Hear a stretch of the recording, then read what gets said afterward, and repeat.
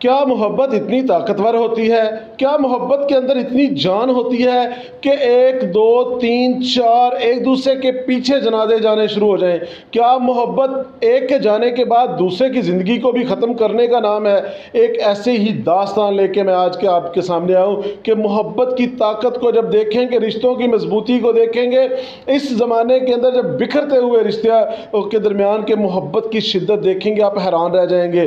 علاقہ ہے یہ نصیر آباد کلاں، اور وہاں کی ایک ایسی داستان ہے کہ جس نے ہر آنکھ میں آنسو لے آئی ہے۔ پورا گاؤں نہیں، پورا پنجاب نہیں، پورا پاکستان اس داستان کو سن کے اپنے آنسوؤں پر، جذبات پر قابو نہیں پا سکا۔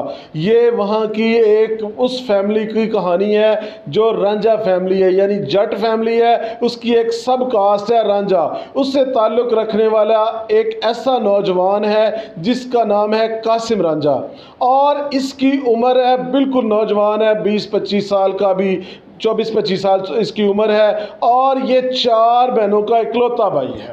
اب ہوتا کیا ہے، ظاہر 4 بہنوں کا اکلوتا بھائی ہے، محبتیں بہت زیادہ، اور بہنیں بھی جان نچھاور کرتی ہیں، ماں باپ کا بھی یہ سہارا تھا۔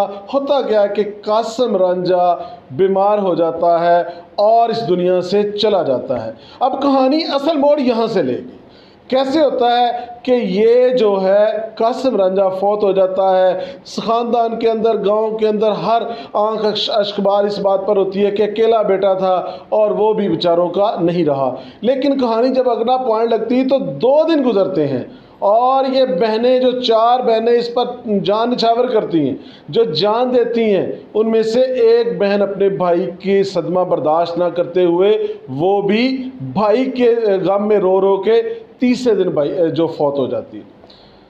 اب داستان سننے والوں پر قیامت گزر گئی۔ ایک گھر سے 2 نوجوان جنازے صرف 2 دن کے وقفے سے گزرتے ہیں، لیکن کہانی ختم نہیں ہوتی، آگے چلتی ہے، اور اگلے 4 دن بعد ہوتا کیا ہے کہ والدہ جو اس قاسم کی ماں ہے، وہ اپنے بیٹے کے غم میں رو رو کے، اور وہ بھی اس دنیا سے چلی جاتی ہے۔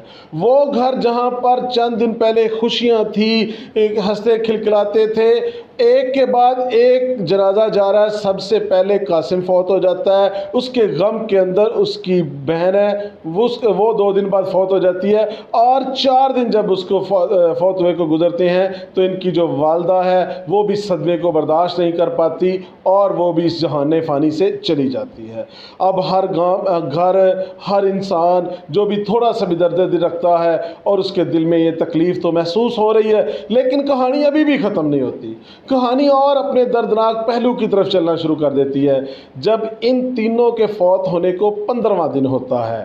جب یعنی قاسم کے فوت ہونے کو 15 دن ہوتے ہیں تو اس کا والد، بیٹی، باپ، بیٹا اور بیوی کے غم میں، وہ بھی غم کو برداشت نہیں کر پڑتا، اور وہ بھی اس کو دل کا دورہ پڑتا ہے، اور وہ بھی اس جہان فانی سے چلا جاتا ہے۔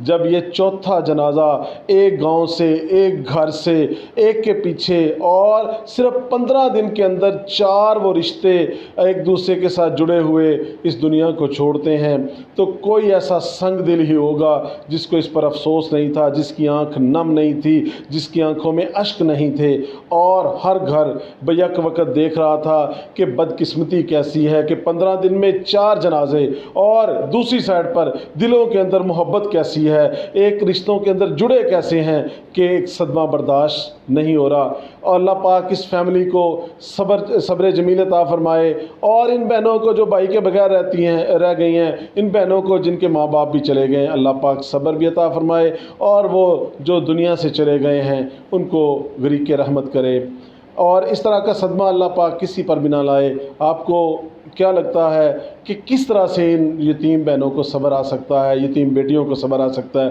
کمنٹ سیکشن میں لکھیے گا، اور اپنی رائے کا اظہار بھی ضرور کیجیے گا۔ چینل پسند آئے تو دوستوں کے ساتھ شیئر کیجیے گا، اور بیل آئیکن کو دبانا مت بھولیے گا۔ سبسکرائب تو آپ نے کرنا ہے، یہ ہمیں یقین ہے کہ آپ ہمارے ساتھ جڑ چکے ہیں۔